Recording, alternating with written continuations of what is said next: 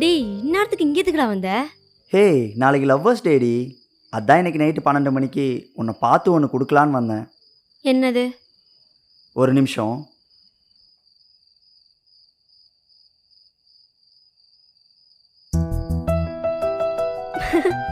ஏய் என்னடா இது இவ்வளோ காஸ்ட்லியான gift எல்லாம் வாங்கிட்டு வந்திருக்க?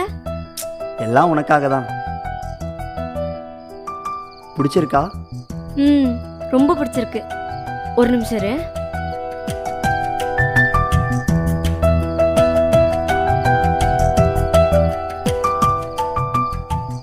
ஹே, என்னடி நீயும் கிஃப்ட் வாங்கியிருக்க? ஏன் உங்களுக்கு மட்டும்தான் லவ்வர்ஸ் டே வருமா? எங்களுக்குலாம் வராதா? சரி இரு.